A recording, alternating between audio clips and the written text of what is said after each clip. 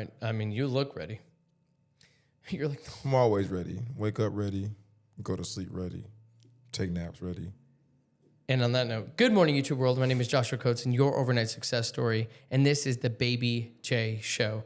Today, I've got somebody in the studio that I have been working with for a minute now. And I'm so proud of him and I'm proud of us for everything that we've done. Man, I don't even know where to start. So I'm gonna put the camera on you and I want you to tell everybody who you are, what you do, and just a brief one so that way I can like get this going. I got you. Tamari Stevenson, Arizona's favorite cowboy. I got that name because this man in front of me right here, but it seems to be fitting, well-deserved now. Arizona's favorite cowboy. I run a ranch. I got a successful riding club, Copper State Riding Club. Do big things in the city. You need lessons, birthday parties, anything of that nature. Get in contact with me. My information to be under this video somewhere. Yeah. There's something brief about us, And we are live on TikTok right now. So for anybody who's watching, and I think I put it in the pinned the pinned comment or whatever. But like for anybody who is looking for, say that one more time, for lessons, birthday parties, training the horses. You got a horse and need help with it. You want to be a cowboy, don't know if you're serious about it yet, or want to take lessons to see. You got kids, want to volunteer. and you're also breeding. Correct. So you also breed for people these beautiful horses. I was just with you yesterday. Like I don't even know where to start. Let's okay. Before we go into like how you and I did all that, I want to go back. I want to go back to the very beginning. Baby little Tamari Stevenson. Yeah. Before he was Arizona's favorite cowboy, America's favorite cowboy. Yeah. I want to get to know that part of you. Now, I know a little bit, but there's a lot of people out there who don't know who you are. Correct. And I want you to talk to me about your story. Okay? Okay. All right. Talk to me. Mom born in Phoenix, Arizona. Dad from North Carolina. I got on my first horse probably about 4 months old. I've been riding my 4 own. months old. Yeah, I've probably been riding my own horse myself since I was like 2. So I kind of was like raised in it. My dad's real country. Kind of got me started. Got my first horse, maybe second birthday. Yeah, I've been riding for a long time. My dad used to dress me up like really sharp too when I was young. So I got a bunch of home videos. I'll probably be making a documentary soon about how that started. But my mom has a whole bunch of videos of me walking around in cowboy boots, a hat, a little holster, little guns. Why did I've never gotten any of this content. Yeah, it's coming. Okay. You probably can see it after this video today. I got some stuff I'll show you. Okay, cool. Working on some things, but they're coming out the closet now. So a lot of videos showing me like early life. But I've been around horses pretty much my whole life. Started very young. I kind of figured, I always thought I was just good, like early. I was going to be like a veterinarian, maybe. I like animals. I like all animals. Favorite animal is probably a gorilla. Second would probably be a horse. If I could own a gorilla, I would. I was thinking that the horse would be first. Nah, they're up there though. Why a gorilla? It's just majestic, man. Strong, symbolize us, like, just living in a group, family, very family oriented animal, protector, provider. Very testosterone driven male gorilla thing. Aggressive, yeah. Okay, so you 4 months old. You're already on a horse. Yeah, my dad used to just hold me, and we used to go on like hour rides, a couple of nights. I got older, and just go. The rides got longer. He always had space for me up there, so we'll just go ride. That's so cool. So now let's fast forward. That's 4 months to 2, 3, couple 4, years old. Yeah. Where are you now? Like in this journey, where are you now? Are you in Arizona? Are you in another state? I'm Arizona this whole time. Born and raised Phoenix. Never really left. I was able to travel a lot at a young age. My brother played professional basketball, so I got to go to a couple places, see some things early. I think that also helped me at this stage where I'm at now. Like everything I've been through and witnessed early is definitely a reason why I'm here today. My brother played professional basketball, high level, made lots of money. I got to see some things and experience things, especially about like public speaking. I never really like to talk too much, shy. Now I'm on a microphone in front of cameras all the time, on the spot. So it's kind of like I'm learning about it, but I always had it. But I used to watch him do it. He's really good at it. Yeah. So you have to travel a little bit, but I've been in Phoenix my whole life. So I don't know how to. I'm bad at the transition part, so I'm just gonna like go on in there. Like, I know a little bit about your history, Correct. and I want you to talk to the audience and tell me, because I want to learn further. Okay. On there's this other side of you that you. I don't know how to say it, dude. I'm so sorry for everybody. I think I know where you're going. You became a better person. Correct. You are a different person now than you were before. So Absolutely. like, what did you have to endure, and what did that look like? I mean, you don't have to say any names or anything like that, but like, talk to me about that and let them know about like what you had to go through. Yeah. Dad moved back to North Carolina, probably about 13, 14 years old. That means I really didn't write much after he left. So it kind of like, I just started playing basketball. I rode skateboards for a while. I was just doing other things, just being a kid, Went to high school, and then life kind of changed from 7th or 8th grade to high school. It kind of got different. You go from 8th grade, nobody really talks about the transfer that happens from 8th grade to like high school, freshman, sophomore year. It's very strange. You go from having recess, right? And then you go to a school. Now everybody's at lunch for 30 minutes. Yeah. Big old crowds of friends. It starts like that. And then as you go on, every year your group gets a little smaller and smaller. We wasn't a bad kid. Like, I wasn't bad. I made a lot of bad decisions. Probably some stuff I probably shouldn't have done. I lost my best friend early, at an early age. He was murdered. So that sculpted the rest of my life. Like, it's real. Things can happen. Everybody think it can't be them. I think that's the biggest thing that I'm learning right now on the stage. Like, don't ever say it can't be you. Like, because it can't. That person walked down the street with nothing could be you. Like, it could happen, and it's not real till it starts happening. But I never thought I was going to, lose a best friend early, or death was not new to me, but it was new to me, especially that close.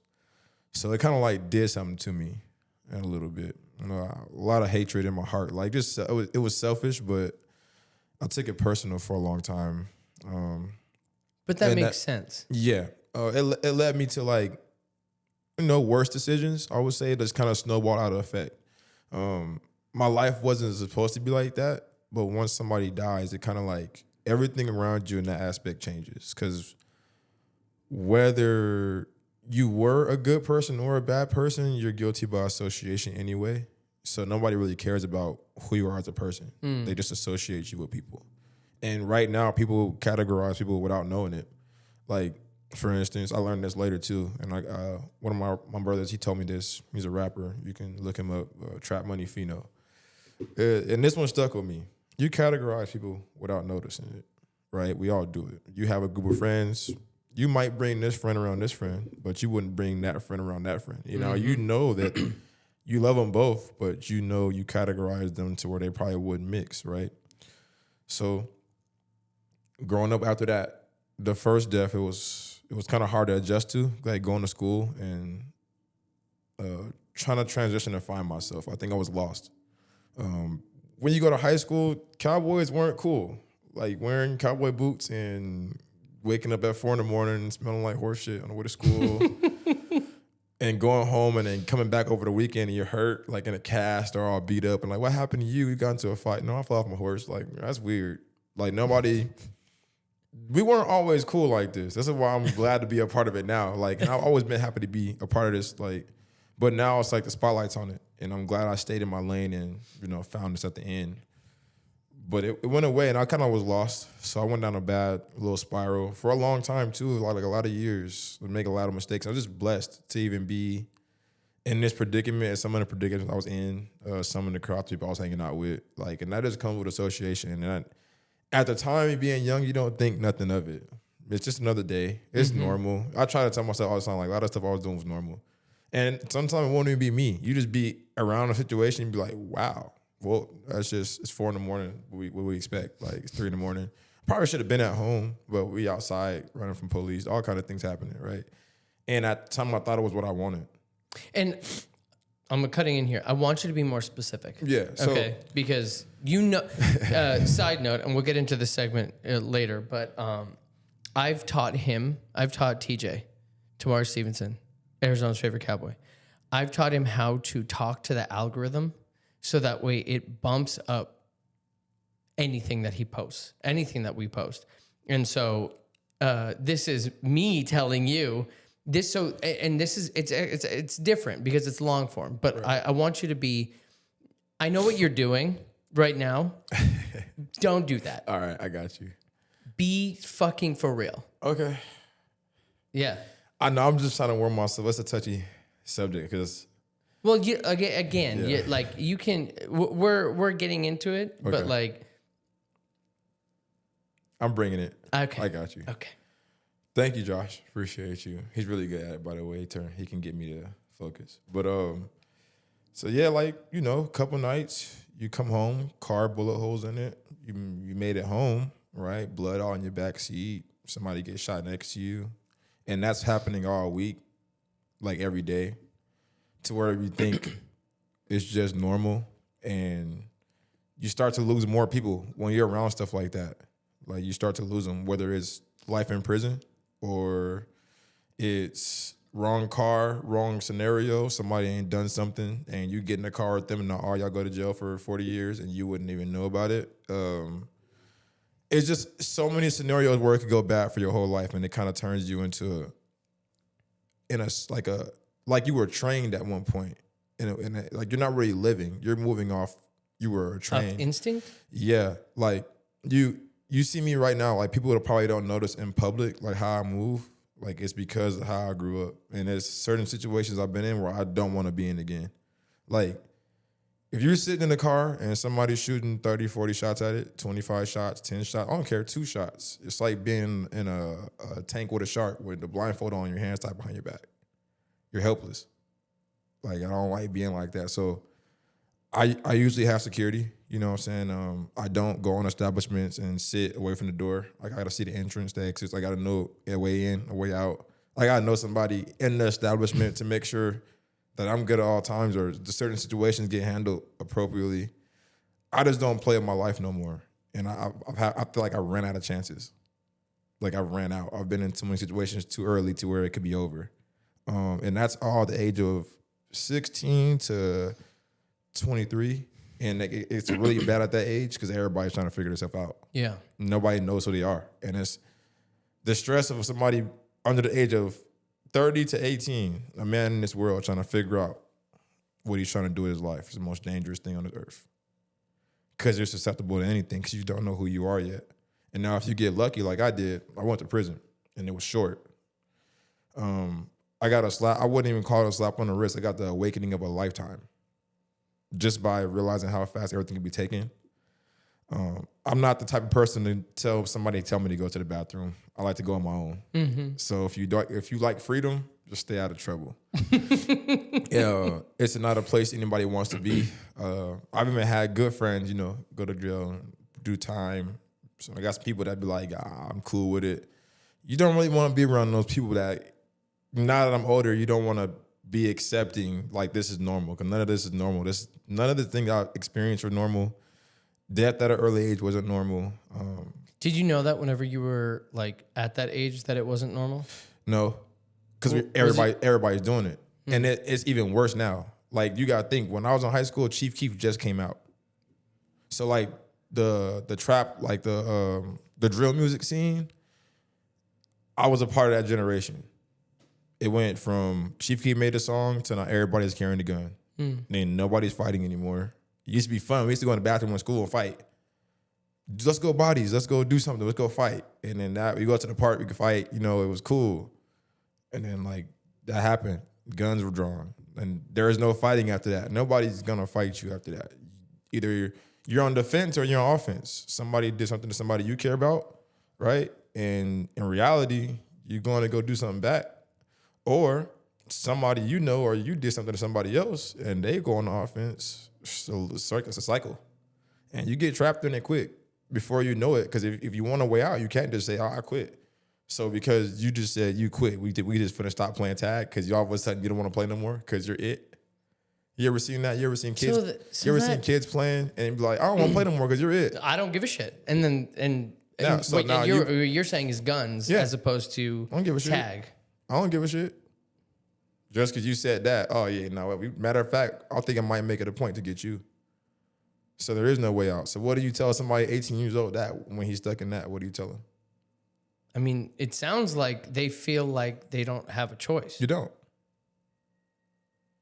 You don't. You're stuck in the same neighborhood, the same area, same school. You go to the same house parties as them. You go to the same mall as them. You might go to the same gas station as them. So somebody gonna say, I quit playing tag because that, or are you gonna play? You have to play. Because somebody throwing rocks, right? You better play. And you gotta know somebody that know how to play. Damn. So it's a serious game. It's no gulag there. When you get killed in Call of Duty, you go to the little room and you get to come back. Nah, it's real. And that's when people start dying close to you, it don't hit you until then, but it's too late now. Because what do you do? What would you, the first thing I thought about was like, what if it was a switch? What if it was me? Well, if somebody called me and killed me, what would he do? I know what he gonna do because I know what we into. You're not gonna be able to sleep with that thought. Like, oh, I just didn't go out there and it's not a basketball game. I didn't leave it all on the court tonight. We lost playoffs. I get another chance next year. Nah, nobody playing no kind of games with those rules. The streets it's gone now. It's over. Like the music scene has been going on, 10, 15 years? This crime rates and all boosted. Kids getting shot in school now. It's everything is spiked. So me being the beginning part of our generation, it was so new that I don't think the rest of the world knew how big of an influence that Chicago had over every other state. We were in Arizona. Yeah. Right? Yeah. This dude make a song in the basement. Literally Chicago all over there. And then now you guys are everybody in Arizona. And it's the music. Bodies. It's the music. Yeah. It's literally, I can tell you, it's the kids are weak. I was one of them. We're weak. Impressionable. Yeah. Impressionable. Very easy. Yeah. The girl don't like the dude in school that good grades and all that. She want the thug. So who everybody want to be? The thug. So now you got 50, 60, 70 of them in the school together. Yeah, all it takes is one fight. And so you didn't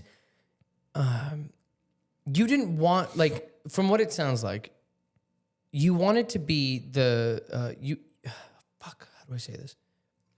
You wanted to be strong and protect and be that man. Correct. But from what it sounds like is you didn't want to follow the footsteps of other people who played this game. Is that correct? Yeah, but then you get caught in it. Well, yeah. By like, I realized I wasn't raised this way. I wasn't raised to be like, I got older brothers that gang bang my whole life. They're still doing it right now. 40, 50 years old. I don't care. That's what it is. Like, so for me, when I say it's normal, you see it every day. You're not thinking that this is not how everybody else in the world living until you see it. You got to get outside the box though. But somebody has to know, you have to know somebody outside the box to even open your mind to that. yeah. But what everybody you living around is in that box. Would you know? No. Facebook was just the thing. Like, it just started. You wouldn't know what somebody else Like, was how doing. were you supposed to do networking? You weren't. Like, whenever when you're in there. Send a MySpace message. And then they went from that to Facebook to diss songs. Mm-hmm. If somebody make a song right now and somebody you cared about, they said, F them, pee on your grave, I dig you up, I'll slap you again, I'd do all that to you. How would you feel? I want to unalive that person. Right. So what about all the 60% of people that heard that song that will unalive you? Yeah. And go do 150 years about it and sit there happily. No, that's crazy. They don't talk about those people, but it's a dangerous game. Power of the tongue too. And that's, I mean, I will never say that I understand that because I don't. Yeah, I don't either no more. I do because now I'm on the opposite side of it. I'm trying to stop it. I'm trying to fix it. And so this is where I'm going with this is like, because I didn't know like all of that. You becoming this influential cowboy, what I would consider the most influential cowboy on the West Coast. Correct. Pinned.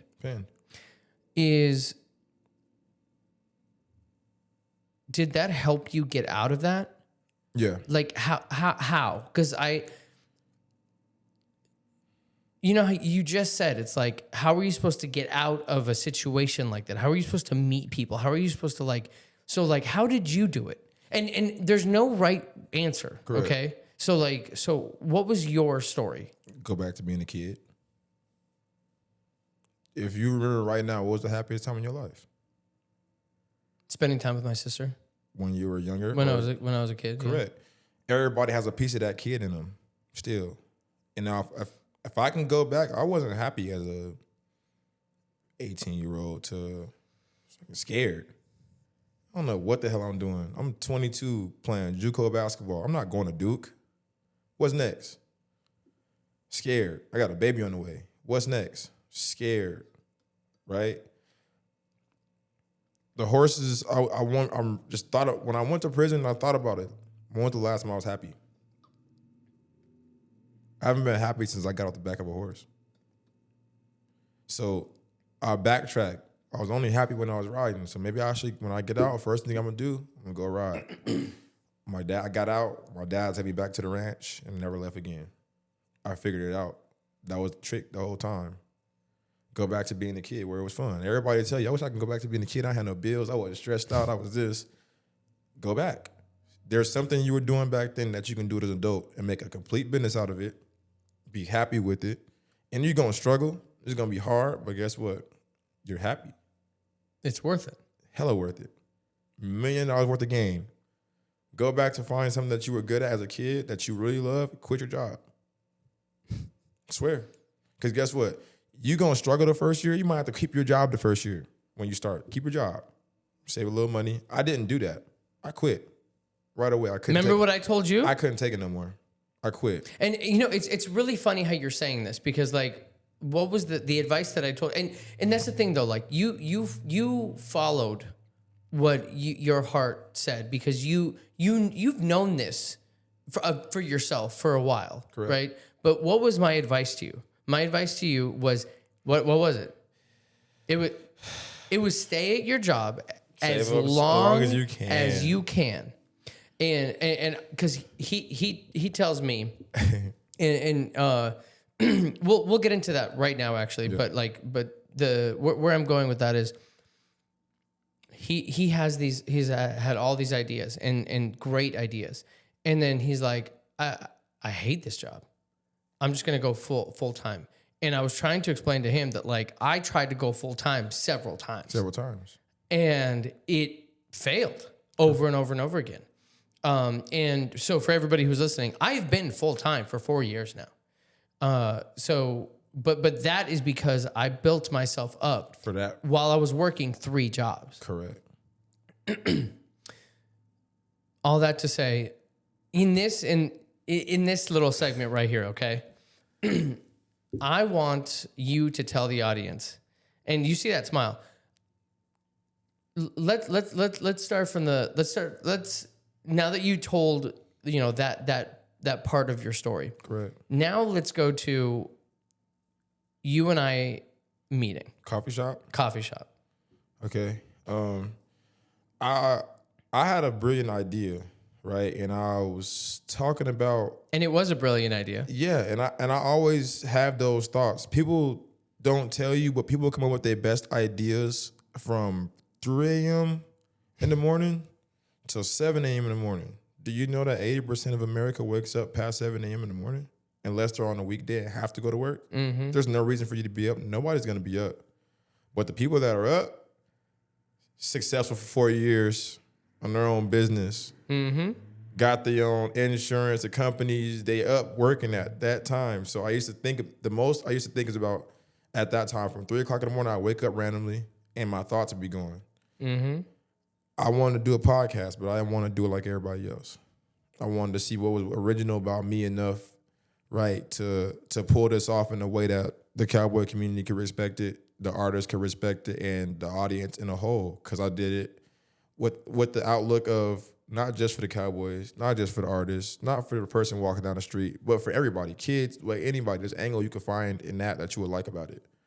And I was like, a mobile podcast with rappers on a horse. Now you see rappers sit down and they do like an open performance and it's like, it's cool, but there's no motion to it. It's kind of stable. So I'm like, if I could add my own spice to this, if I could find somebody to put this on, if I could talk to somebody about it and they can make this come true, we got a hit. We got a hit. I was introduced to Josh. I got his number.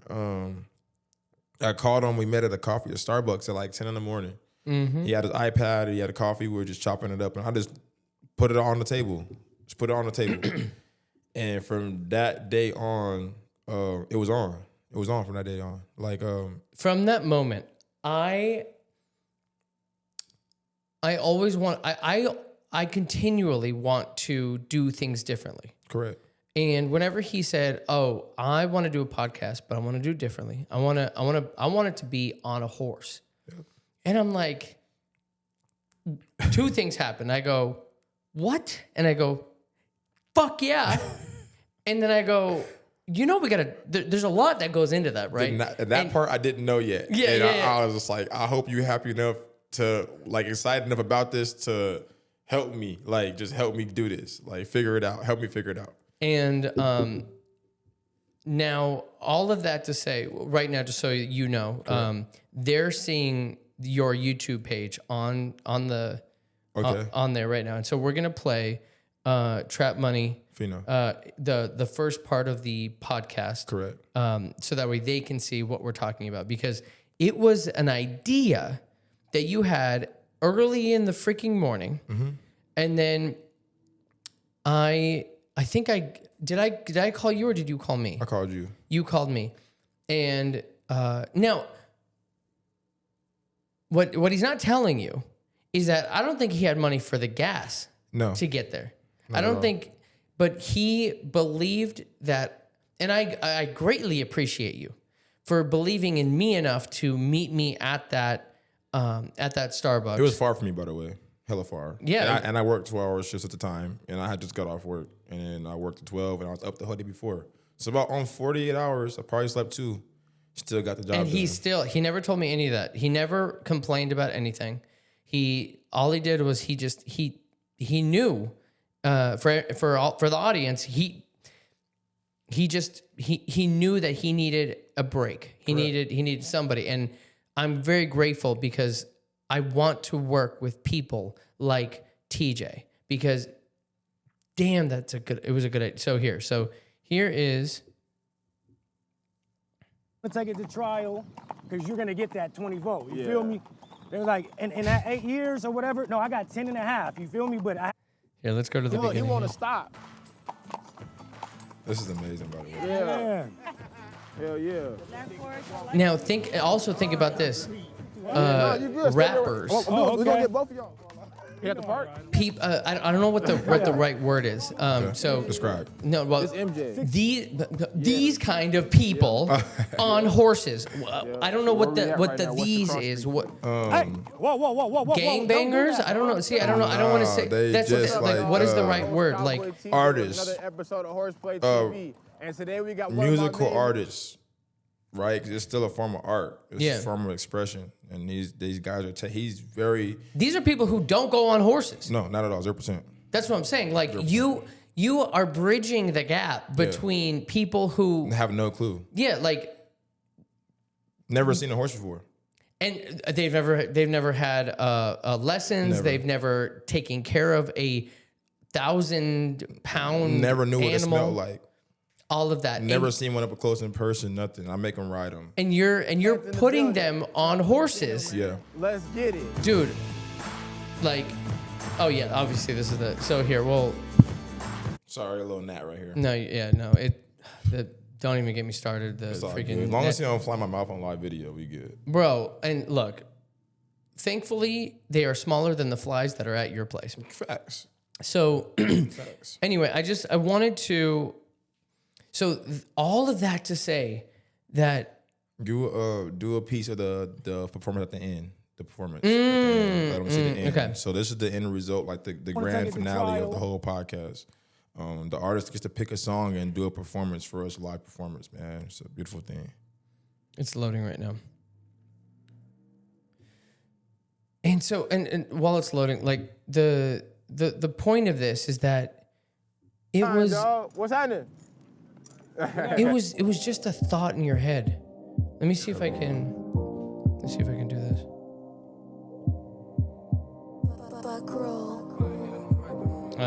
Oh, to the side, it won't let it do it. I see what you're doing. Yeah, it kind of. But anyway, so this is his music. Correct. If I ain't had no faith in me, where would I be right now? I'm trying to show them all the way, but they can't see right now. Paranoid from past decisions, barely sleeping now. I wouldn't talk about you badly when you're not around. You gon' stand on what you saying if you're not a clown. Baby says she been around, but she ain't left the town. So what you're doing is you're platforming people Correct. who would, I don't want to say would otherwise not have a platform to be able to do this. Like they're trying just as hard to get out there just like you. But it'd be hard for them because somebody sees his appearance and they ask him where they have to go. If an interviewer from out of state don't know nothing and they asked him where he wanted to shoot the interview at, they wouldn't have went. Yeah. And 100,000%. I remember, and this is just being completely upfront with you and honest. If you wouldn't have told me after the fact where we went, I'm so Naive, confident yeah. and naive. There's a lot of people who don't know that there's all this bad stuff going on, like just in our neighborhood, in our community, not Iran, not any of that over there. Like down the street. It's literally right down the street. Correct. So like for somebody like me who's naive like that, no, how would I know? So and because I trust you with my life, literally, and you made it, you allowed me to go into this situation without a care in the world. Comfortable. And yeah, I was so comfortable like with you, and you took care of me, literally took care of me.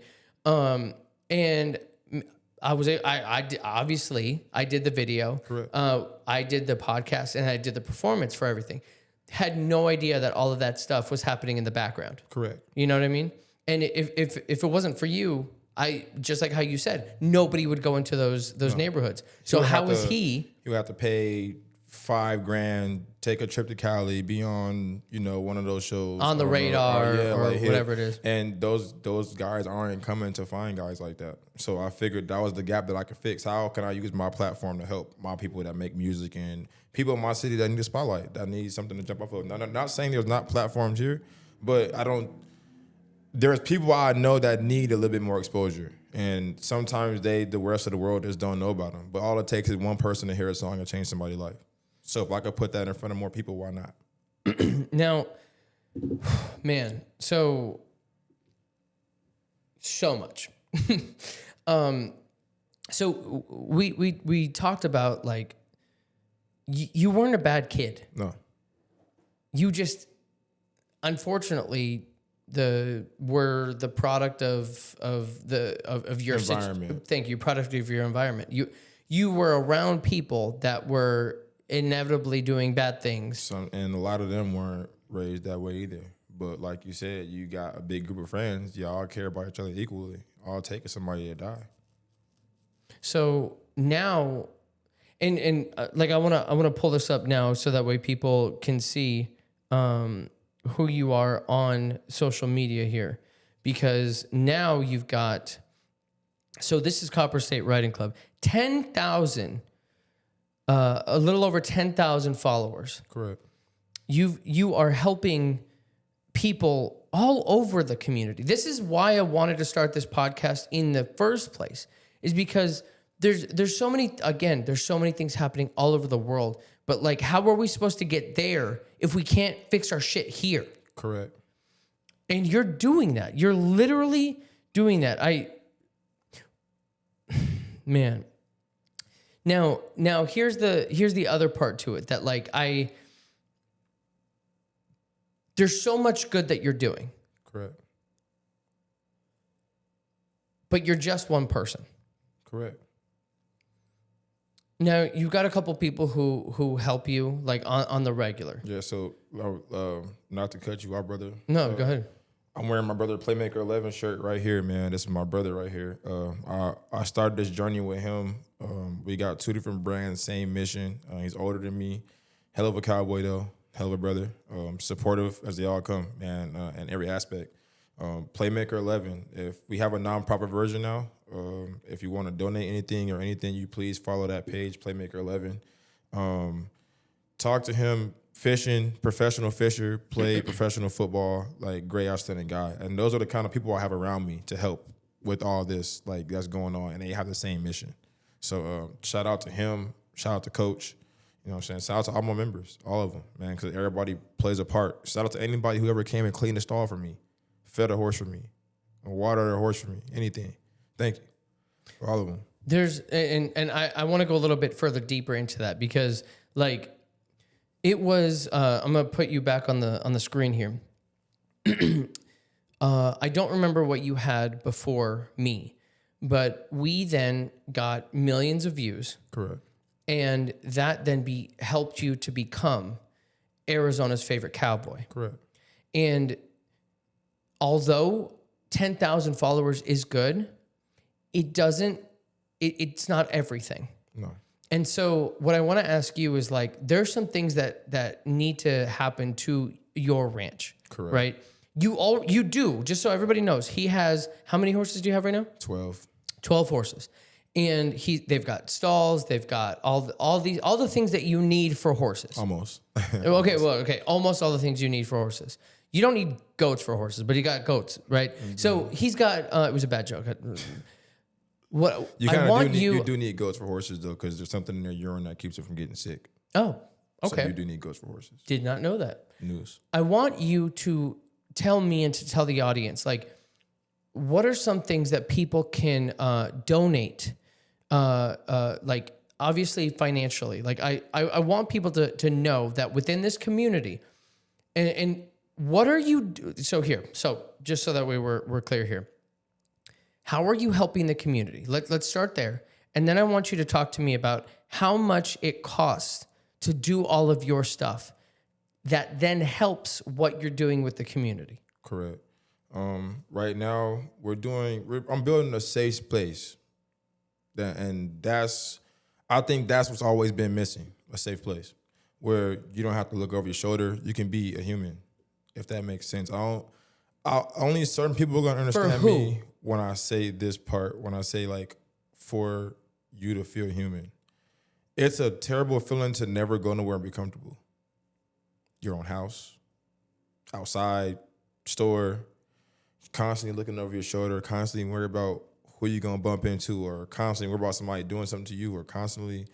That is a hell of a thing to play in your mind when you're trying to be human.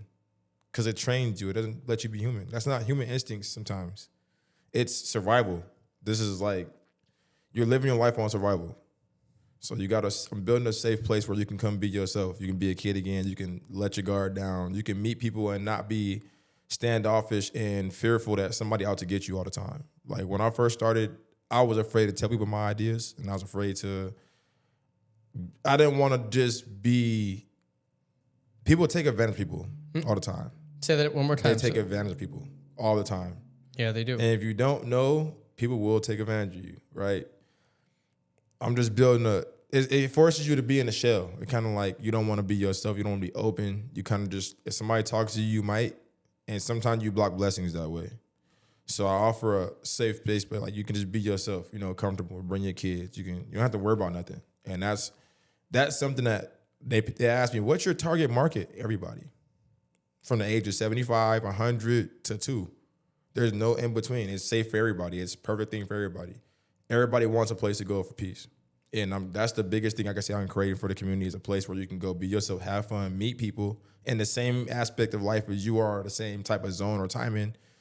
Sometimes people get hooked on their friends and like, I've been knowing this person a long time. You ever met somebody, at a QT or somewhere quick and y'all become instantly clicked and Sure. y'all are best friends, time means nothing. You can meet somebody tomorrow and they have your best interest, right?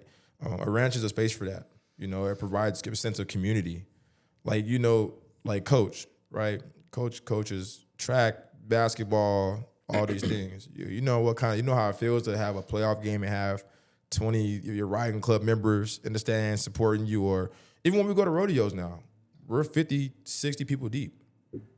Like it's a source of like, you got backup. You're able to go out here in life and do more when you got support. And that's point blank. You got support, you might be willing to go take that risk and stumble because you got support. And that's what pushes you to be great, support.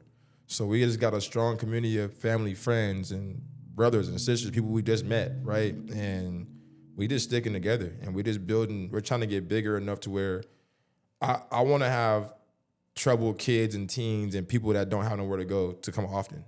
Like, and with that mission, it comes with a lot. Like the horses, I spend $1,200 on 64 bales of hay twice a month, and that's just feeding 12, right? And the feed could be more costly than that, right? And you got to put shoes on them, $130 per horse for shoes, right? Anywhere else you go, horses are expensive. There's no cheap way to do horses if you do it right. There's no cheap way to do it. They eat all day. They need somewhere to stay. They need shade. They need water. And nobody understands how expensive the equipment is, right? My custom saddle is $2,500. $2,500? Yeah. That's just to put it on your horse to ride it. That's not for the horse. It's not for the feed. It's not for the wormer. It's not for the vet bill, right? My saddle costs $2,500. Now you're gonna find somebody in the comments probably right now. I got one on Amazon for $200. We live in Arizona. Okay, that $200 saddle, give it 3 months, and you come back and talk to me about you spending another $200 on Amazon and another $200 on Amazon. By the time you do it right, you didn't spend $2,500. There's no secret. Do it right the first time, right? Now, don't be out there just saying, "Oh, it's a good saddle because it's $5,000," because that also don't mean. Right, but I protect my members from that. I got all the knowledge I need. You ready to buy a horse? Yeah, you want to, right? Don't you have a horse? Are you talking to me? Yeah. Yeah, of course. Okay, well, they don't know this, but Right. yes, I have a horse. Right. Can you ride your horse right now? Yes, I can. Why? Because you taught me. And you taught me in like less than 5 minutes. Sometimes it takes me 2. You were slow. It took a minute. Yeah, because I was slow. Okay, for those who didn't hear that, it only takes him 2 minutes to train, and that's true because yesterday you just taught a kid. Actually, let me show.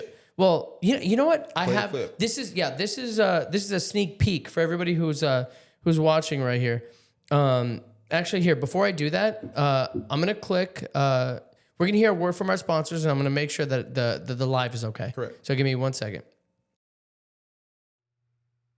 This episode is brought to you by 5 Flash Media. Hey, don't you have an event coming up that you need live video production for? I think I do. Who should I call? You should probably call 5 Flash Media, and you can reach them on all social medias at 5 Flash Media. Okay, I'm going to do that because I heard that they're the best at everything. Anything video, photography, mobile podcasting. I mean, who's doing our show right now? 5 Flash Media.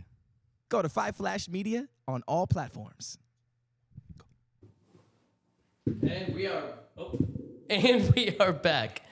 Dude, yeah. And by the way, everything is recorded internally. So like there's Okay. So they all saw that commercial. Okay, that's pretty cool. All right. So here we go. This right here is yeah, man. I think I saved it, but like this is a sneak peek. So for everybody, we're about to post these clips. And these clips are from AZ Customs. Correct. Huge. I literally just had him on the podcast. And 80 million views. Custom wraps, fire. Cars, fire. Just everything fire. Yeah. And this right here is TJ teaching. That's when you mess up the quality. What's bronc practice? Just so you know. So right here, you get on a wild horse and you got to ride it for 8 seconds. It seemed a lot easier than it is, but he about to find out how hard it is today. What? He got this though. They told me he could ride these. Ain't that what y'all said? He ride bucking What? horses? Y'all didn't tell me that? That Right. is such a lie. Bro, they signed you up for a bucking lesson. I thought Oh, that was so I funny. had to prank him, bro. He was No, a no, little that was nervous. great. And then I had to think this is scare it him. right here. Big shout out to my boy X today, man. He pulled up. How was your experience today, man? How was it? It was good. I really liked it. I liked how it was a little bit complicated, but I liked We'll show it. how it We'll was show it in a second, but this is challenging. great. Yeah. I like when stuff is challenging and not so easy. Right. It was fun. And when you're when I was going a little fast, going like that is a little goofy. It's goofy? Yeah. So honestly, this a smooth horse.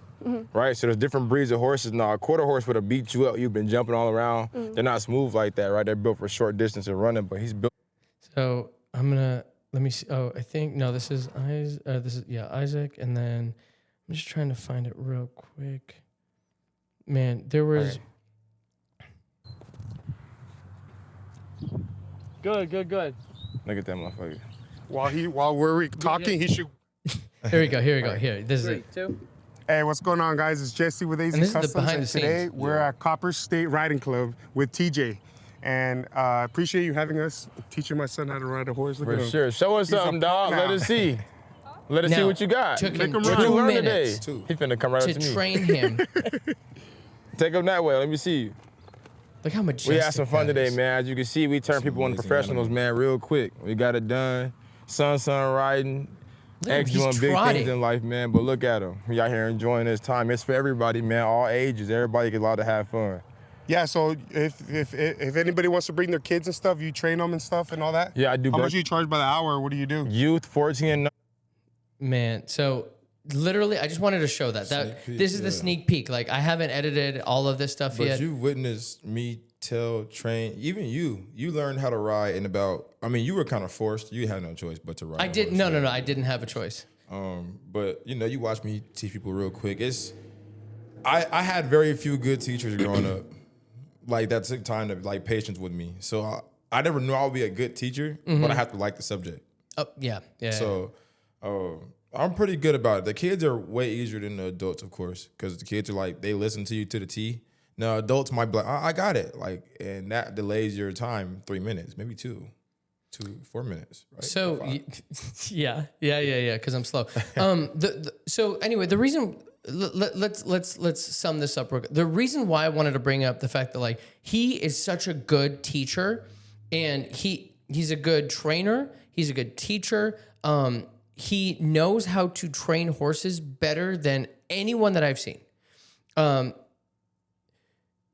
All of this costs money. Correct. And he's actually, I'm very proud of him because he's not afraid to ask for money. He's not afraid to ask for help.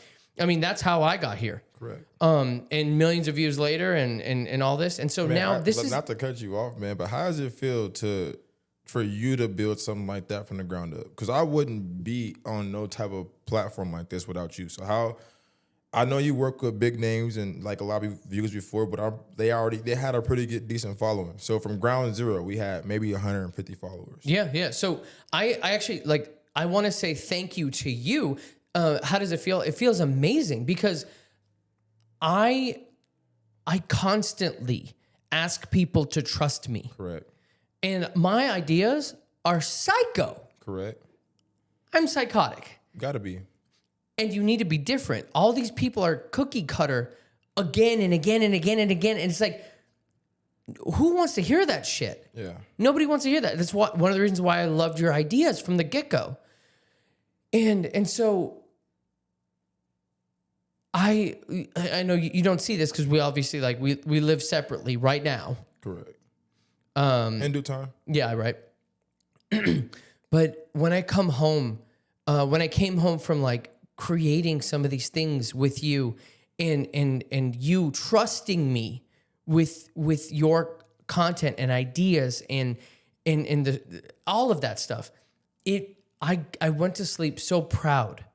Not just of myself, but of us, that we created this shit. When you put something on paper and watch it come to life, it's a beautiful thing. Power of the tongue, though. Remember, I keep saying that. It's a real thing. It Speak is. Up. Arizona's favorite Cowboy, we spoke it up. Literally. We spoke it up. 1 million views, we spoke it up. 200,000 million followers, we're speaking it up. But the followers, it's all good, but we got to make a change with the followers. So that's what we're going for. And so going to all of this is like 10,000 followers is great. Yeah. 200,000 followers is great. But like, no matter what, I'm the third party here. Okay. Like I'm bringing people to this table so that we as a community can help each other. Correct. And so for anybody who's watching, if there's somebody, it doesn't have to be you to give money. Correct. But if you know somebody who loves horses, and there's a lot of people out there who love horses. Correct. And who love, who have the desire to help other people. What is it called? Some type of therapy. Equine therapy. Equine therapy. If you know somebody he's helping people get off the streets. Yeah. And then find a reason to do better. Correct. In the community. That's what he's doing. That's the whole point of this. And I'm yelling because this is what I was trying to get him to say. And that's okay because I'm here. It's not just him talking to the camera. It's me. It's a teamwork. Man. Yes, exactly. So it doesn't have to be you. You don't have to give money. No. But share this. Share his content. I'm putting him back on the thing so that way you can find him. Here, hold on real quick. So share this. I mean, this is Instagram, but he also has a TikTok. Correct. And then I should probably, hold on, I'll put that up too.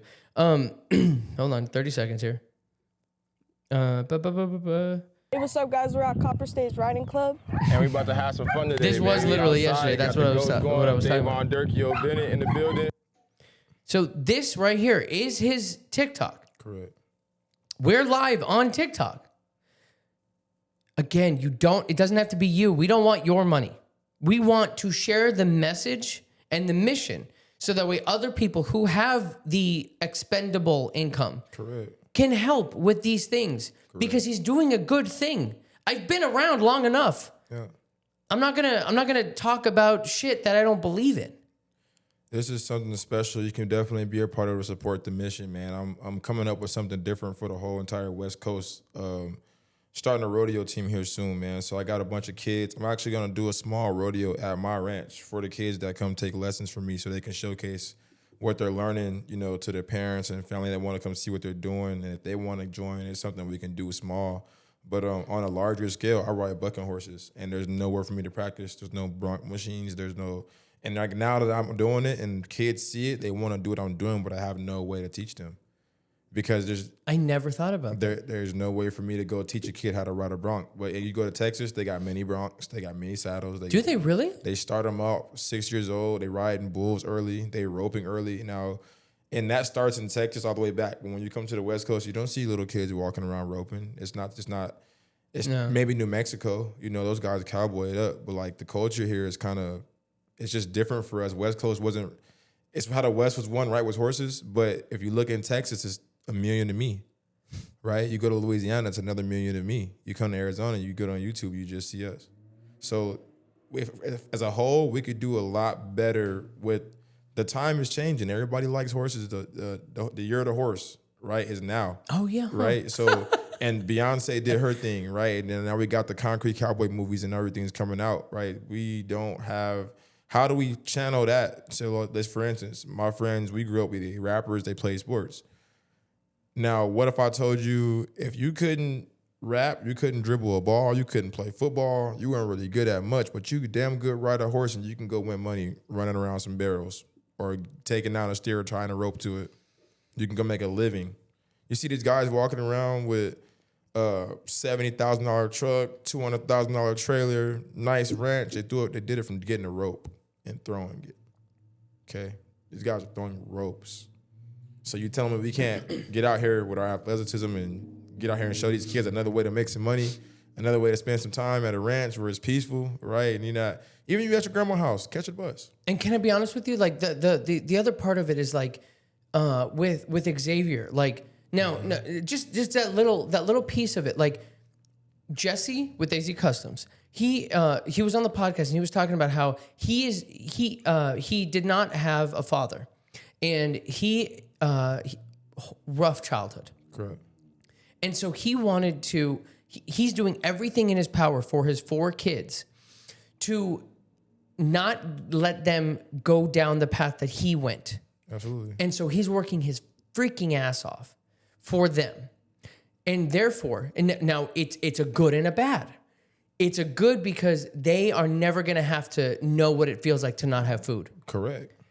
But it's also a bad because they, unless he makes them. They don't know what the other side of the fence is like, that he's trying to protect them from. And what hard labor looks like. Mm-hmm. Not just protection, but like working with your hands. Did you hear what I told him? We might catch it in the snippet. What? Tell me. Video game hands. No. That shovel was tearing them shovels making Oh, hands. I did. Yeah, them babies come out. You know my secret. I tell them, girls don't like guys with the soft hands when you get a certain age. They don't. Gotta have some callus on them. Working man. Don't no woman want no dude at home. And I think that's I think that the thing here is that like you're giving. Honestly, you feel like a man. Yeah. Like when you're on the ranch, when you're at the ranch. Everything's earned. Damn, that's a good way to put it. Everything's earned. Everything. From the time you get up at 4 o'clock in the morning to the time you take your boots off at 3 o'clock in the morning. Replay that back. From the time you get up at 4 o'clock in the morning to the time you take them off at 3 o'clock in the morning. Replay that back. That's the life I'm into. But you'll see me and you'll never know I've been up 48 hours. You'll never know I've been up 24. Right? Put that face on because I asked for this. But now I could have been working a job and been tired. I feel it then because it ain't for me. I feel it. I'm tired. I don't got time to do that. But sometimes I ride these horses, I feel like 24 hours in a day ain't enough. I need 32 today to get everything I need to get done. Got to repeal this fence. Horse over here sick. This one's hurt. This one needs a shoe. This stall needs repairing. Got to clean up the ranch and make sure it looks presentable. Right now, we don't even have dumpsters yet. So I got a trailer that I bring in to... Right, it's a lot of things that we need. See, guys, come on. Like, it's a lot of things we need to make sure this message is pushed. But like, with Just the support, share. we can Just do it. like even if they just share. Yeah, and then because click like the link tree. I'm doing everything I possibly can. Okay, I'm trying to. We're at millions of views. Great, but like that's like the. They want to see you get on the bull. If you get on the bull, they'll give us what we need. So let's just go out here and practice. You get on the bull. Look, we're this in real time. Put in the comments. If that's it, if that's what it is, put in the comments that I need to get on a, a bull? Yeah. Put that in the comments. He said it. Put it, fine, fuck it. Put it in the comments. Put it in the comments. If that's what it takes. Somebody put it in the comments, pin it. 50 likes, he's getting on the bull. 50 likes, fine. But, okay, all right. And then from that content, we're going to need somebody to donate us $2 million for his hospital bills. So that's how we're gonna get it. That's how we're gonna get it, dog. Oh my God. I had to make him That laugh. was really funny. Oh. Because I'm like, $2 million. Oh. Just imagine if I had everything in my ranch to teach you how to write a bull properly. And what if you were 17 with nowhere to go and I had a place for you to stay and something for you to do? What if? And it's not a what if, because we're gonna make that happen. It's gonna happen. I know. You, Arizona, stand up. West Coast, stand up. Arizona gonna be the place to go. You wanna learn how to get on these broncs, these bulls, this rodeo life. We can do it. We can just travel together. Whole West Coast. Why not? Why not? Eventually, I want to work up to having a weekly rodeo. Shoot. If you're in Arizona, this is where you go. Okay, not wrong hand. This is where you go if you want to learn. Okay. Google it. Tell them to Google it. The facts is in the pudding. Like, it's all right there. It's facts. I'm pretty good at teaching, right? It's a lot of people that's gonna blow their own horn and say this is right, and I teach his own. I'm on my business. But you come to me, you're gonna learn the right way. You're gonna go out there and be able to ride and get it done. And there's some things I don't know yet. That's why I'm learning how to throw a rope. Because riding broncs ain't gonna work forever. But if I can throw a rope, I can make a living. Yeah. Killing by just throwing a rope. There's a couple things left here that I wanna talk about because I mean we're already working together. Yeah. Like so everybody knows. Like we've been working together for years now. Yeah, absolutely. And I am not going anywhere. It's been about 2. Yeah. 2 full years. Yeah. 2 years in. And we're already just in 2 years. We've made him famous in Arizona. And while I'm looking this up, can you tell them the story about being in the airport? Yeah. So when I realized that I was a official public figure, man, we going to the airport, we traveling. I'm about to go to a rodeo, so I'm carrying my saddle through the rodeo, and people start, where is Arizona's favorite cowboy going? And I was paused for a second, like, they ain't not talking about me. Boom, she helped me at the check-in, got my bag in, got my saddle in. I was late, I didn't have my ID. So at the time, it wasn't the travel ID. Well, it was a travel ID, but I lost my ID. So I had 4 forms of identification, passport, whatever, all the things. TSA was giving me a hard time, made me have a 45-minute phone wait to verify me to go through. Security guard rides by on one of the little things. He's like, y'all verify him? Y'all know who this is? I'm looking at him like, he probably don't even know who I am. He pulled me up. This is him. He verified. There you go. Let him through. He about to miss his flight. He got 5 minutes. I'm come running down the ramp. Barely made my flight. And that was when I realized, I was like, I never really cared about being famous. Like I was too shy. Like I never wanted to be like the fame. For context, what the security guard did is he pulled out his phone and then he pulled up TJ's Copper State Riding Club. Was it on TikTok. Instagram or TikTok? TikTok. He pulled up TikTok and he was like, man, this dude doing great things. You don't need to verify him. This is him. Like you let him go. He got somewhere to be probably. Like And because of that, he made it to the on the plane. I think we were going to Tennessee for a rodeo. So we do travel a lot, man. And I'm gonna need a private jet soon, so I'm working on something. I need to get some flights, man, because the rodeo life ain't cheap. That's the only thing I can tell these kids. Like, I want to take y'all around the world and do this and show y'all different things, but right now we got to get it going at the house until we can get the funding and get some sponsors and get some people that want to like show these kids what rodeo life is about. Even if you in like Montana, like you can help. You can help us start here. There's no gap. Like we trying to close it. So here's the last second to the last question here. Obviously, you post a heck of a lot about your horse, right? Yeah. What is something that you don't post about that you love? Something that people just don't know about you. I wake up at 1 o'clock in the morning and go sit on my horse's back and talk to myself. Like that's peace. Like the world's quiet. And in certain areas in the town, if you get away from people, it gets real quiet. Like it's not like no traffic, nothing like that. It's just super quiet. I talk to somebody who won't put me down or won't bad talk my idea or won't go behind my back or steal from me or, I talk to my horse. And that's what I spend a lot of my time doing. Whenever I got an idea and if I could talk to people, I got my mom, I got plenty of people I can call. But for some reason, whenever I tell that horse, he's been here before. Okay, another question before the last question, so talk to me about your relationship with MJ. Man, I raised him. That's my son. Like if anybody ever asked me, I tell them I got 3 kids. And they be like, well, who's your third baby mama or whatever? He's a horse. Huh? He's literally my best friend, man. MJ's a immaculate creature. He's a black stallion. He's perfect. I'm trying to pull up. There's really no way to say you got a perfect horse, but if you see him in public, you look him in his eyes, he's the perfect horse. So when I talk about like your relationship with him, I mean like here. I'm gonna try and like pull this up real quick. Okay, so this is MJ, right?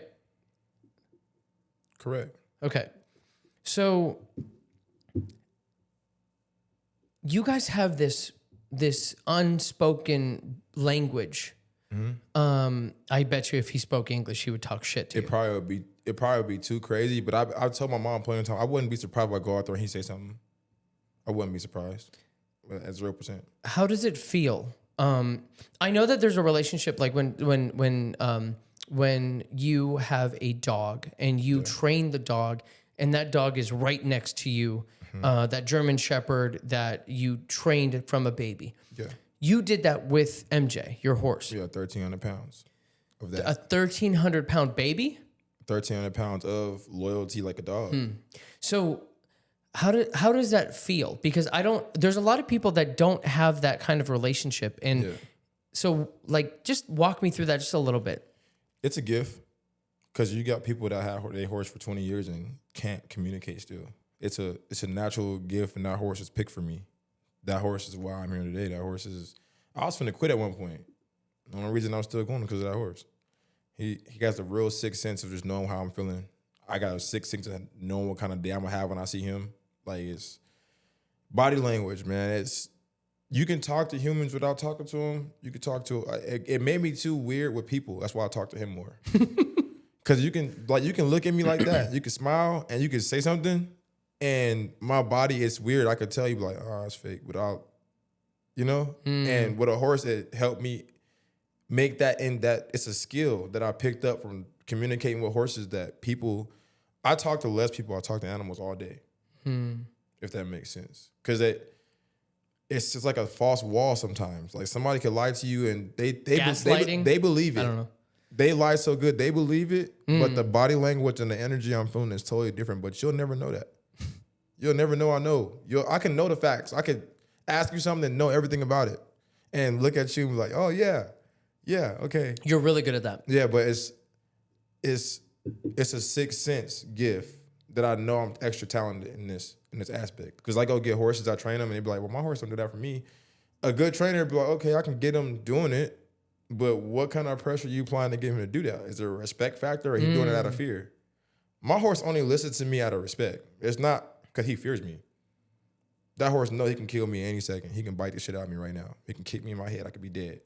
I can go out there at 1 o'clock in the morning and never come back in the house. Jesus. That's what kind of animal I'm doing. I step in his house. That's his house. He can do whatever he wants to. Right? And you get these horses, they be like, he's terrible. He's having a bad. And he's not He's a stallion. snipped. He's a stallion. Yeah. I'll tell you, the heightened sense of awareness, it comes from those testes. That horse, you could have a gun on you and you couldn't shake my hand, I promise you. He can smell gunpowder. That you wouldn't know that he's keeping himself in between me and you. You wouldn't know that at all. Why I can't shake your hand? Why you keep turning? Obviously, you got a gun in your pocket, but I wouldn't even let you know that I know that. But that's something that me and my horse talk about. But he's that in tune. He's worse than that. He know what time you wake up. He know what time you're supposed to be there to feed him. He know what days you go ride and when he's supposed to be ready and when he's not. He know all these things. He know who my kids and who not my kids. He know who my dad is. He treat everybody different. He know my mom. He's that smart. If I walk up to there with you, he gonna know who you is. Yeah. If I go up there with a random, one day I'm gonna show you without showing you. I'm just gonna tap you and tell you to watch, and I'm gonna see if you notice anything different. One of the things that I do, I have observed is that when you're training somebody, if the person is not aware, then MJ will walk to you. Yeah, he'll bring you right to me. And he will wait for you to tell him what to do. Incredible. So a teacher, right? At some point, there's only one variable. It's you and the teacher. Now, if I'm teaching you to ride an animal, it's 2 variables, right? You can go up there and do everything you're supposed to do perfectly. What's the other variable? You got 1,300 pounds between your legs. True. If that motherfucker don't want to do something today, what we finna do? He's not doing it. Not doing it. So for the horse, he'll pick. I might put you up there the first time, and he might not do nothing. You be like, I like him. It boosts everybody's confidence, think they know what they're doing, right? And I'll say, all right, go out there and do this. MJ already know what I'm telling him. The horse listens to me. Go out there and go around that barrel. I can make you think you did all that. Yeah, a fake confidence. You can instill that because you're talking to MJ. I'm talking to the horse. If I send you out there on MJ and he feel like you're not worthy or you doing something wrong to where he about to get mad, he will walk you half of 2 acres from the back. He will come all the way to the front. He'll stop right here and he'll look at me. Either you get him off or you fix it. Either you get him off or you fix it. The person, he's bringing me back. He loves you. Oh yeah, he loved me. No, he telling you messing up. So let me get over here and fix your hands. The horse does all the teaching. I only teach you so much. I only say so many words. Yeah. Now, I leave that. I train my horse where he trains you next. I stay out of it. Because you can feel it. Yeah. Without a doubt. But you have to be aware. Like, there's a lot of people who aren't self-aware that whenever they get on the horse, that MJ is talking to you with his body language. Yeah, they won't even be able to pick up on it. It comes from years and years and years of riding. Horses are all genetically, like the same. So, like, their body language is... Very few horses have weird, different body language when they feel a certain way. Yeah. I go to the bar and you get these people walking up. I've owned horses my whole life, and he's sad. I hate you guys. You don't know what he's sad. He told me. MJ sleep, looking at me, looking at them. This motherfucker talk too much. back to He goes sleep. back to sleep. He's literally, and I'm looking at him, and I almost see him laugh sometimes. Like, this person's an idiot. Like, I train my horse for drunk people that don't know a dime about nothing. I prepare my horse so much to where I don't care what you do. In a town full of drunk people, I'm gonna walk by and smack this random horse on the butt. I'm gonna fall under his feet. He's trained, but there's levels to it too. Yeah. He has balls. He's only gonna tolerate so much respect. And at that some point, I let him be a horse. Go ahead and bite him. Yeah, I mean, it's that point. Go ahead. The universe teaches people, bro. That's something I can't do. I got a question from the last guest. Okay. I just talked to her. Her name is Alicia. She's the one who made this for me. Oh yeah, that's pretty interesting. She just made that for me right now. She made two. Oh my gosh! Here, so you can show that. There you go. Yep. So here's the question. Oh, and she just made this. This your autograph? Yeah. How do you do that? I'll show you. I don't know how to do an autograph. I'll show you. I've signed one on accident, but didn't know what I did. Get back in the mic. I signed the There you go. autograph and didn't know really what I did. So here's her question for you. And she is, look at this, Healing Buddy. Okay, Healing Buddy is her nonprofit. I like that. And I can't wait for you guys to talk. Hopefully she's watching right now. I have no idea.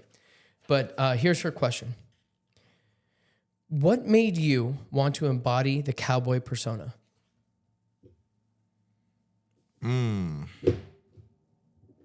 I just think it was already in me. Like I literally. It was in you, but remember, you Like, decided. embrace it. Yeah, Yeah. you decided to get you decided to embody the cowboy persona. So what made you decide? My son. He want to be just like me. Like he wake up and he's autistic, so he wakes up with me, put his boots on, put my hat on, put my shirt on, and he walk out the door. And I was like, out of everybody I didn't talk or like watches me and stuff, when my kids do certain things, it's like, now lately I've been working so much, so crazy. Like, and this is the part that I like to get into because it's a touchy part. Okay, it's hard for me because when I was working a regular job, I had my kids so much, right? And then you switch over, and then they go to school, they get a little older. I don't get to spend as much time that I would like to with them because this is so demanding. And the sacrifices that I'm making, I hope when it's all said and done, were worth it, if that makes sense. Because 100%. nobody sees the sacrifices that I make. My daughter runs track. I get there late to the track meet. I might have missed her first run, but I made one. But then daddy got to go back to work again, right? And then people look at you and just be like, you're just some party cowboy. Like, you don't even know what you're doing. Like, this the part that tears me. It's the only thing that moves me about this whole thing that I'm doing is the time that I'm able to spend with them. But when I see them, like, my daughter tells people, my dad got a YouTube, like, she be showing them, they're proud. Like, and that's what made me, like, when I go in public, I want to be I want their dad. Like, they're proud to be like, that's my dad. And we go to rodeos and stuff, like, they see it. So, like, that's what made me, like, put my chest out with it. I always knew I was going to be great, though. My granddad told me so. Like, my granddad told me so. What I heard from Jesse whenever, and I encourage you to go look at the past episode with Jesse whenever it gets posted. But Jesse was talking about AZ Customs. Yeah. So for context, what he was saying, he's got 4 kids. Correct. And nobody sees him staying up till 2 and 3 in the morning editing his son's videos because he now has a platform. Correct. So he has platformed his son. I mean, he brought his son over to you. Correct. And that's obviously the videos that you just saw for everybody. But nobody knows that he's the one editing those videos for his son to get 200,000 views and meet all these people and do all those things. Correct. And it's not that anybody needs to know, but he's doing that because it's the same thing. And I just, again, I commend you because nobody sees that. Those sacrifices that you're making. Nobody sees the sacrifice of an entrepreneur in general. Nobody. But everybody wants to be the guy that has no job, does a minimal amount of work, but they don't know he's been up 48 hours. They don't know he's been going through it with family, and because he's sacrificing everything he has to put into that. Hell yeah, we crazy. We're psychotic. Kobe, He is psychotic. Nobody likes him. Michael Jordan, no, he's psychotic. All these guys that everybody wants to be like, they don't want to be psychotic. They're crazy about what they do. They made sacrifices when everybody else didn't. That's what it comes. That's the mentality. Like, and I promise you, like, and I don't have kids, so I'm not gonna pretend like I'm not a dad like that, right? But I know from personal experience, my father, he spent, we didn't get to spend a whole lot of time together. And I stupidly got mad at him because I was naive and I was dumb and I was a teenager. And now we have the best relationship. correct. And so I still have guilt because I'm not at that level yet where I could just go spend time with my family, my sister, girlfriend, dad, mom, grandma. Like I don't, like I want that. So I do have guilt, but I don't have kids. And so I don't know what that feels like. Cause God, that would feel horrible. It's a thin line. And so I'm proud of you for doing everything that you're doing. And it is going to be worth it. Yeah, I'm gonna make sure. I'm making sure. And I'm not going anywhere to facts. To help it with whatever I possibly can. So the answer is your kid. Yeah. Your kids. Hell yeah. Cause like they proud. Like I meet people that know my mom, and I don't know they don't tell me they know my mom. My mom would call me like, you met such and such today. I was like, they said you were so polite. You were this. I love that because I know what it does for her day. Mm-hmm. Like I love that when people know my dad. Oh, I know your dad, but your son, he called me like, man, everybody out here talk about your new video. He in North Carolina. They talking about us out there. My family's proud. That's awesome. Right? They're super proud. And it's like, all right, that's what helps me. It's the feeling I get from them. And it's really my family because we lost a lot. We all we got. And just so you know, I am so proud to be doing this with you. So proud. We're doing great things, brother. Great thing. We always have. And we just to start, to be honest. We've been haven't even. We're. I always told. We are doing stuff right now. We are. Yeah. But I always told Josh, I don't care what happened. We're gonna get to the point where I'm gonna have to move him in. I'm gonna have a big old house. We're gonna be shooting content. He's gonna have to get a guest house next down the street or something because it's finna get rolling. Yeah. And I wouldn't rather do it nobody but you. And I love you, because nobody want to listen to what old TJ had to say 2.5 years ago. Nobody believed in it. When I started Copper State Riding Club, they laughed at me. How are you gonna have a riding club with one rider? You don't even know what you're talking about. You don't know what you're doing. This is too hard for you. You don't know. You don't know anything. Joke's on you. All I need now is support. See, the thing about this community is everybody wait till somebody say it's cool first. Somebody important got to say, wear those. You think that's only your community? Man, look, that's like, everybody. New Balance, they threw them in the trash. A rapper wore New Balances. Now you see everybody spending $800 on New Balances, bro. When they start doing that, yep. So so look, all I want to say before we end here is that I'm so grateful that I got to see and I got to be there and I got to help you build it from. I mean, you already started. So I'm not saying from like I was there. Well, in everybody else's eyes, because we know I've been started, but nobody. The rest, I was just doing me. I would have been still doing that right now, but working. Yeah. Like I would have still been doing it, but it's so natural to me and normal to me. I'm just living my life, and I'm just glad that. Sometimes I'd be like, damn, I wish I don't know if I want everybody in on my life as much, but I realize this is my life, and it's TV. Like my life is TV. Yeah, it is every day. I got a bad goat that knocks on my door. He gets out. He gets the police called on me.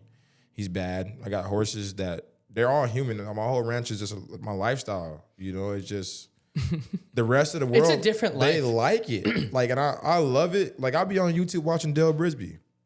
Like, my girl be like, why do you keep watching this? I'm like, because at the end of all, be all, this is what I want to do. Like, I want to be like Dale Brisby. Like, if you don't know, I have an idea. And I got to tell you off camera because this is, oh my God, I got a great freaking idea. Okay. We got to end so that way I can tell you. All right. Yeah. Guys, TJ, Tamari Stevenson, Arizona's favorite Cowboy. Thank you. Seriously. Thank you so much for talking to me. My name is Joshua Coatson, your overnight success story. this has been, and I keep forgetting to say it, but I know that we had it on there. Sponsored by Five Flash Media. We do videography, photography, podcasting, mobile podcasting, documentaries, social media content, social media management. We're really fucking good. Yeah, he's the best, but good. Okay. Put some credit on it or some respect. Well, that's why I need you, because I'm barely to the point where I can say I'm good. And Nah, he's been good. He's been great. Just trust the process and trust him. If you're going to come and let him do the work, trust him and watch what he do for you. That's it. Trust him. And on that note, thank you guys so much. Talk to you soon. Love you. Bye. Shout out Picture Poppy. Picture Poppy. Bye.